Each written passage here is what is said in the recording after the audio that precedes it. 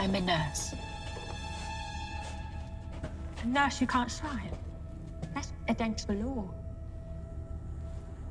Well, we have different laws. But you're right. It should be the law. Yeah, I got a sign for you to read.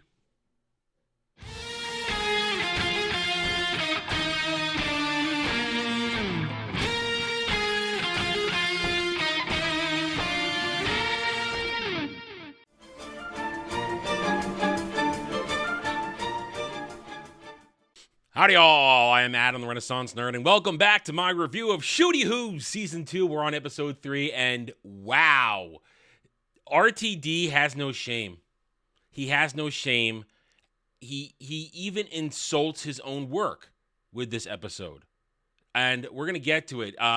This is mostly 75% of this episode, nothing really happens, and then everything kind of happens at once, and RTD shoves something in your face, and if you are an old school New Who fan, you're going to be like, oh, I hate you for doing this. I hate you. Why did you do this? Once again, he just gives a middle finger to real fans saying, oh, look, you have to like what I do now, forget what I did in the past.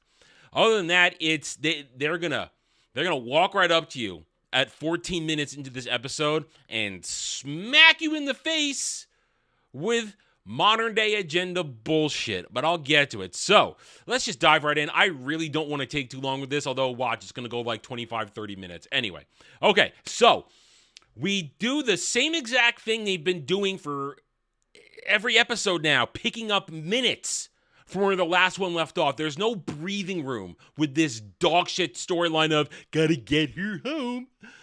They're trying to now once again get back to May 24th, 2025, but they can't do it.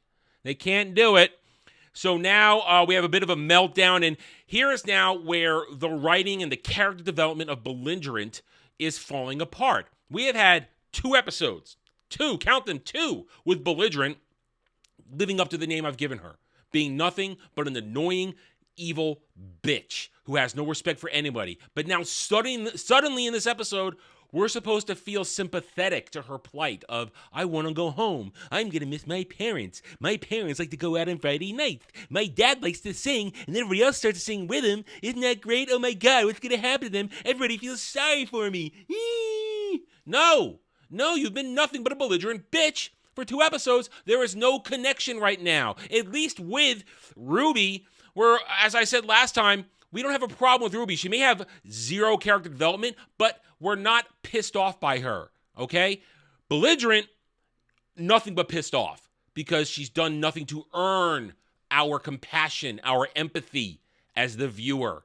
Anywho, then Shooty's gonna hug her because that's all Shooty does is hug people and say, I'm gonna be okay. I'm gonna sing with your dad. I'm gonna do this and let your mom look at my ass. Okay, whatever the hell that means.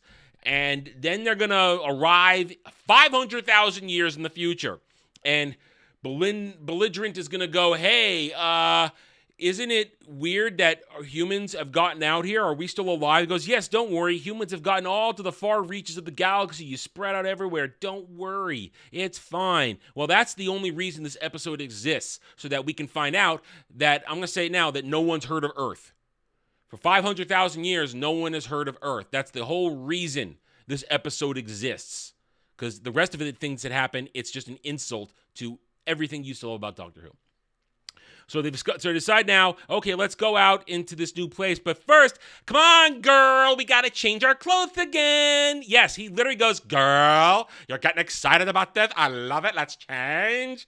So they go change. And as I predicted last episode, suddenly her hair is back to the way it was before, with the bad streaks in the front and a ponytail that goes past her shoulders. No explanation. Oh, Adam, you have to throw out thinking. It's okay. It's science fantasy. No. I will not play that game. I will not. God damn it. So they're now in suits, space suits with armor on. And I point out there's armor on there because I noticed something and it did come back to bite this episode in the ass. They're going to go out and step into the hallway of a ship with other people in similar armor. And they start to greet everybody when suddenly, attention, everybody, helmets on. And here's where I noticed something that is dumb. Everybody puts the helmets on, and you can see these dangly hoses behind for oxygen. And the suits are automated for the most part, but there's no indication that the hoses, as they fly about, will automatically connect to the nodules at the base of the neck. But magically, everybody's hoses are connected. Nobody turning around to help anybody put it on, although they will help each other put armor on later. Nobody helping to put on the hoses. Boom, just on, doesn't matter. And then suddenly, boom, everybody's fired out into a space drop onto a planet that looks like it's been through hell. Long story short, we get the Doctor and Belligerent are confronted by these soldiers, demand to know who they are. Doctor actually correctly uses the psychic paper to say, yes, I'm somebody who's a higher rank than you are. You have to do what I say, which it works. It's fine. That's traditional Who tactics. It's okay. So Shooty Who and Belligerent start to ask, hey, now that we've got our readings real quick, we want to get back on the ship. No, sorry. It's going to be 5 hours till the ship can go through the radiation, the weird radiation of this planet, which is apparently super horrible radiation, but their suits will protect them. Fine. So now Shooty Who decides to question, what are you guys doing here? Well, we're stuck here for 5 hours. Might as well tag along. So he starts to question, what are you doing here? Oh, we're here to check on this mining facility, which has been quiet. And before we can nuke it from orbit, we need to investigate. Now, already we've been given the women's in charge and her very ornery, very masculine male subordinate who doesn't want to listen to her orders or anybody else's orders. And I'm going to note it later. There's even a guy with a prosthetic leg. Trust me, it'll make sense in a little bit why I'm bringing that up. They're going to march down to this mining station, and they're going to get the rules to go inside. Oh, and I forgot to mention, Shooty Who introduced himself as the Doctor and Nurse Belligerent. Nurse Belligerent. She's the nurse, the doctor, and the nurse. I swear to God, they're going to try and make that the tagline of this pair, the Doctor and the Nurse, just like Dr. Donna. And I bring that up for a reason. They go inside eventually. After a lot of hullabaloo, I'm speeding through this because it's a lot of boring shit leading up to stuff. They go inside, and they're going to discover that everybody is dead, either shot or broken bones. Necks, arms, legs, spines, everything broken. All the mirrors are shattered, and they're going to split up because they're going to open a... Well, I'm sorry, they split up after, sorry. They finally track a heartbeat. They open a door, and there's a soul woman sitting in the middle of a giant empty room with a dead body. And then she starts to speak. Yeah, she's deaf. And she starts signing. Oh my goodness. And then it's gonna, after everybody's now wary of her, of course, which they should be. Good military procedure. Good. And they're gonna try and figure out what's wrong with her. Why are you the only one alive? Why is she dead over there? She admits to killing the other chick. She tried to kill her best friend. I'm not the cook. I just... Sorry, that's all I hear. So they're gonna question her, but now here we go. They magically have devices that they pin to their vests and turn them on. Oh, I forgot to mention, Belligerent and Shooty Who took their armor off. I forgot to mention that. That's important. I almost forgot to mention it. They took their armor off while antagonizing the nasty, masculine second lieutenant man. Okay? While antagonizing him. They took their armor off. And I thought to myself, gee, this is really dumb. Why are you taking your body armor off? All right, back to the moment. So they're now interacting with the deaf woman who is signing while she's talking, even though you can, I'm hyperbolizing. You can understand what she's saying for the most part. But they take these things and they put them on their vest where you push it and it writes out what they're saying so she can read it. And then at one point, Shooty Who signs with her, and the woman's in charge says, "Excuse me, you must speak while you're signing. It's rude, and it makes people nervous." And then Shooty Who has to go, "Oh, 500,000 years later, people still get upset when you sign and don't speak." All right, full stop, present day. Never in my life have I ever cared if people are signing nearby me and I don't know what they're talking about. I don't care because you know what? They're not involved with me. I've never been uncomfortable with people signing. Period. This is ridiculous. But they got to push it in front of you, leading to my opening clip when they're finally going to check on the girl, this Alice. You saw it right there. Belligerent says, I'm a nurse. I'm gonna check the wound on your arm. And she says, I can't sign. And Alice goes, what? You're a nurse, can't sign? That's illegal. Oh, we have different laws where I come from, but it should be the law that everybody should sign. Again, here's a sign for you, RTD. You know what? I'm going to double barrel it. Go F yourself. You arrogant son of a bitch. Everybody should sign. It should be illegal if you don't sign. Excuse me. I can't think of it off the top of my head. Maybe I should have looked it up for the review. But what is the percentage of the world's population that are deaf? I guarantee it's not a lot. Which means the majority of the population should not be responsible for learning sign language, except for this, to tell people like RTD to take a fine effing leap. So after lecturing us, where Shooty Who goes, after lecturing us about how to treat deaf people, they're going to split up. And let's speed through this part. Shooty Who, Whammon Boss, and belligerent, I'm going to say belligerent male lieutenant man, they go off to the center chamber where the mining had been going on.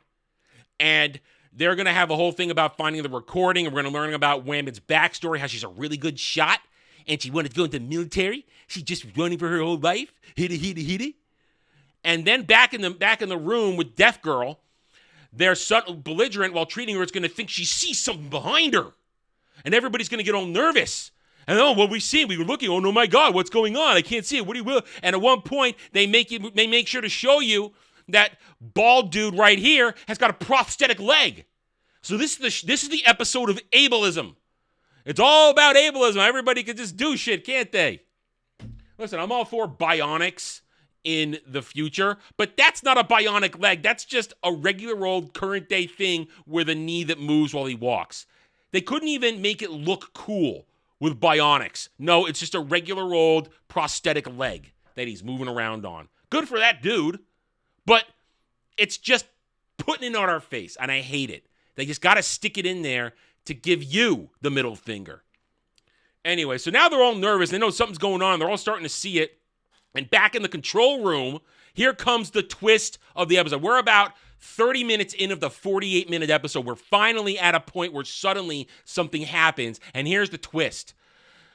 Whammon's in charge is explaining what the world was, how it fell in war, this and that, and how it used to be a world covered in diamonds. And that hadn't clicked with me yet, because it's been a while since I watched the Tennant era of Doctor Who. Been a long while. And that part didn't click, but then suddenly, Shooty Who starts questioning her. Oh, wait a minute. What was the name of this planet? This and this. And for a second, I thought they were going to reference a totally different episode. But no. It's not as bad as that, but it's still pretty bad. She says, it's midnight. Dr. Donna, episode 10, midnight. We're back on that planet. Recap for that. I had to go refresh, and then I remembered it as soon as I saw the beginning. Doctor and Donna go to a vacation planet of diamonds. Donna goes to a spa day. Doctor gets stuck in a transport tour where suddenly people get possessed by something that's repeating what they're saying for the enjoyment of messing with and getting people to kill each other. And in the end, the Doctor, number 10, he can't save anybody. Couldn't save anybody. Somebody else had to take the sacrifice to try and stop this because it was a force that he couldn't stop because he wasn't prepared or ready for it. And it's a good episode, and it's a good. We have to understand this is Dr. Donna. It's episode 10. We're 4 episodes away from the beginning of Dr. Victorious, where F the universe, F everything. I'm in charge now. I think I'm a god. And that was an important moment in the stepping stone to Dr. Victorious because he keeps realizing I keep surviving all this shit. I'm the one that's going to survive. I'm the one that gets to make the rules now. RTD had a great opportunity by going back to his own material and actually maybe, just maybe, doing something cool. And for a second in this episode, I'm going to admit, I thought, wow, okay, he's going to do it. But no, he'll drop the ball as expected. But we'll get to that in a moment.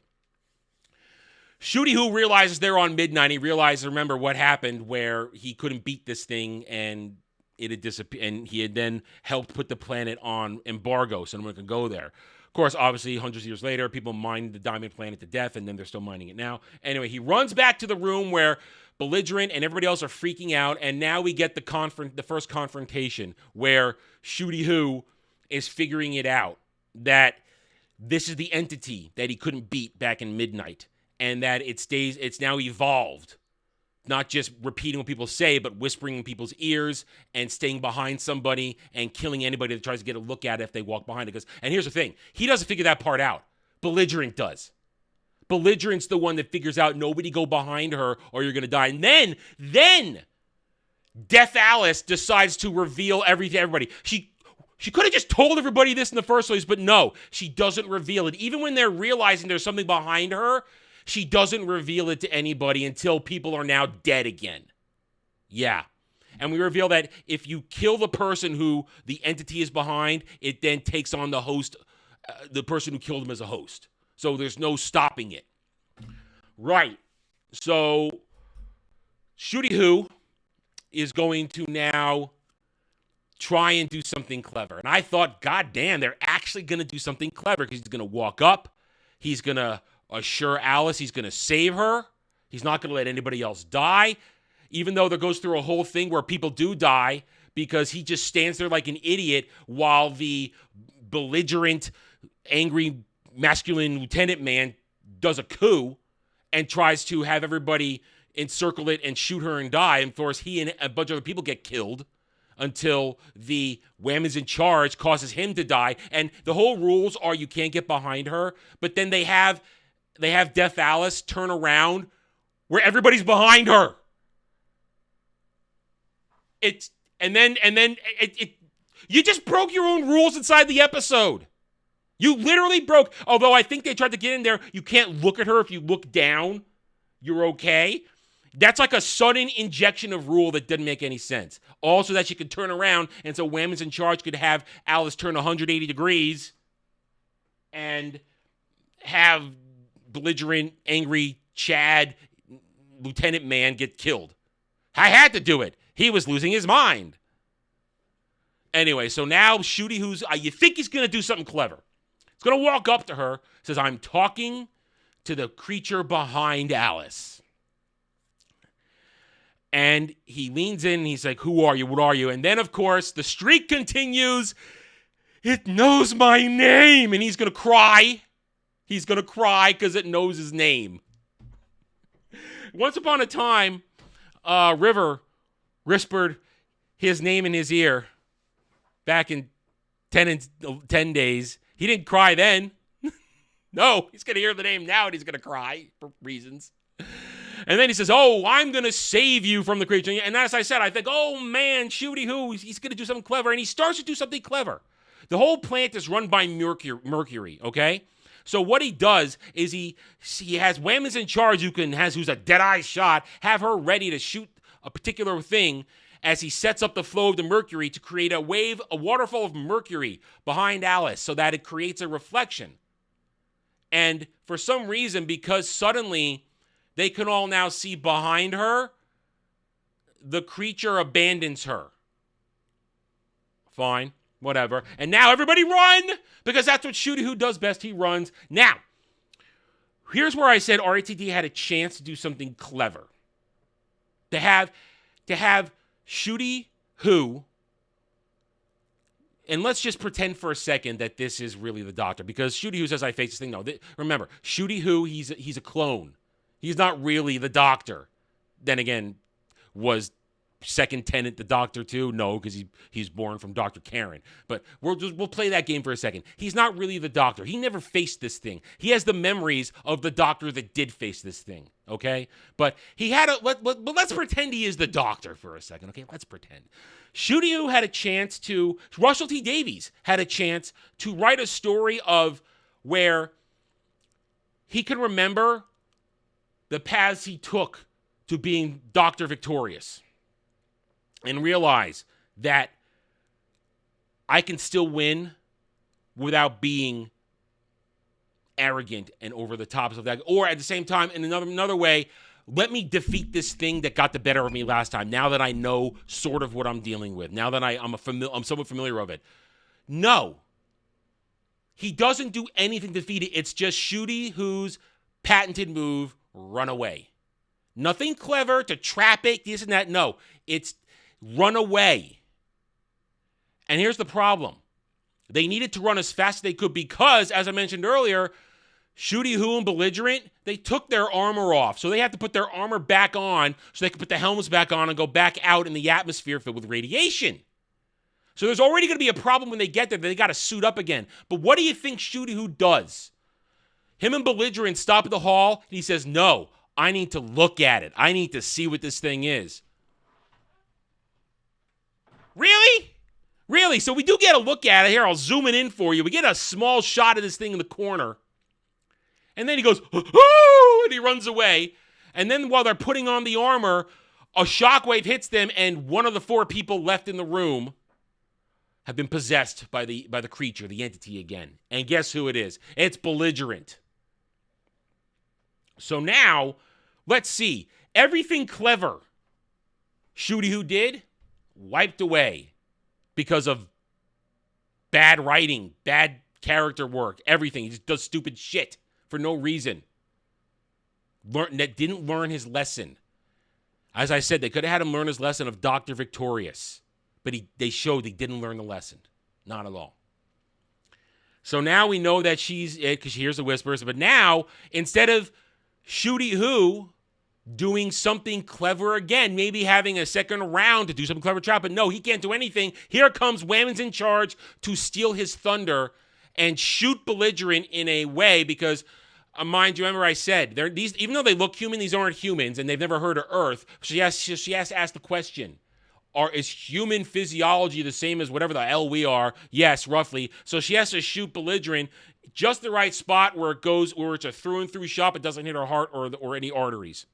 And she does it, and then she's possessed by the entity, and then she runs away, and Shooty Who, like an idiot, has to follow her while the other chick is resuscitating Belligerent just to watch her jump down the hole that the planet that they drilled for the mining. He doesn't do anything.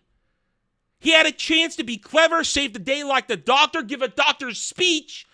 Didn't do shit. He had a chance to give a doctor's speech. Oh, you got me last time, and now I know what you are. I know what you do. Talk around it, spin a tail while he's setting up the trap. But he doesn't do it. All he can do is go, no, as she takes the hit for him and everybody else. And then it's over. Him and Belligerent are suddenly back on the TARDIS. The retardus. And she's fine, and now they're going to go the way. But then we get one more look at the ship they left, where one chick is reporting to her superior about the events that happened. Oh, look, it's Mrs. Flood again. I am sick and tired of this. This is so ham-fisted. Mrs. Flood's happy that Shooty Who's using the Revindicator Beta Raider thing, the triangulation machine. Good information, good job. But then at the very last second, the survivor chick, who other people survived, not just Jessica, but she was one of the last ones in the base, is talking to another chick. I don't know what's going on. I don't know if you'll this. But the other one's looking at her weird, like she sees something. And then we hear the whispering. We're supposed to think that the creature is on her now. And then episode ends. So there it is. There it is. This episode is an insult to RTD when he could still actually write Doctor Who. And he just succeeded in butchering his own story. It would have been fine to leave that story alone as a moment where the Doctor got beaten by something unfathomable to him. Where he didn't have all the answers. Where he didn't have a way to save everybody, and it left a mark on him. And you could have told a story where he could have relieved that guilt that he couldn't save people before, but now he's going to save these people. Leave nobody behind. But he couldn't do that. And they also have to do a suspense horror thing with all of this that falls flat. Not once is there suspense or jump scare or anything. You're just sitting here bored out of your mind for literally 30 to 40 minutes until the fake clever moment. And then more Mrs. Flood. I told you the whole episode is just to tell us that Earth is gone. And we don't know why. So next week, Ruby comes back. Hey, Millie Gibson's hot. I'll enjoy looking at her at least. That's something to look forward to next week. But it will be bad because this show is bad. And it's going to get worse. It will drop under 1 million overnight before the season's over. And when it does that, oh boy, are we going to laugh hard. Either way, I guess I'm done for now. Thank you for watching this review. Hit the like button. Subscribe to me right here on YouTube, where I hope to earn your trust and support using facts and logic. Because facts and logic do not care about fake fan Stan and SJW Fifis. Thank you again for watching this review. I'll see you guys next week. Until then, take it easy. Thanks for watching, everyone. If you enjoyed the video, hit that like button, subscribe to the channel. Check out my gaming channel at Renaissance Nerd Arcade, and follow me on X Twitter under @TheRedNerd. Thanks again for watching. Take it easy.